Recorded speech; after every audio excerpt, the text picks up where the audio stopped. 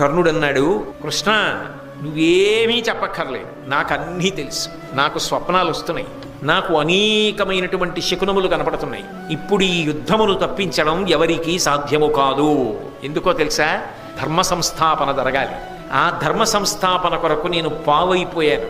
అందులో నేను దుష్ట చతుష్టయంలో ఒకటిగా మిగిలిపోయా. నా మనస్సు వేరొకటైనా నేనది జీవితంలో అలా చేసిన వాడనన్న కీర్తి ఇక నన్ను ముట్టదు.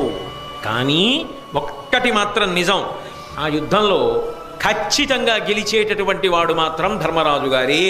అందులో సందేహం లేదు. నేను చెప్తున్నా కృష్ణ, నువ్వు చెప్పక్కర్లేదు కృష్ణ. నాకు తెలుసు ధర్మం ఎక్కడ ఉంటుందో అక్కడ నువ్వు ఉంటావు, నువ్వు ఎక్కడ ఉంటుందో అక్కడ గెలుపుంటుంది. కాబట్టి ధర్మరాజు గెలుస్తాడు, పట్టాభిషేకం జరుగుతుంది, మేమందరం ఉత్తమ లోకాలు పొందుతాం, వీరస్వర్గం అలంకరిస్తాం, యుద్ధంలో పడిపోతాం. నువ్వు చెప్పక్కర్లా, నేనే చెప్పేస్తున్నా.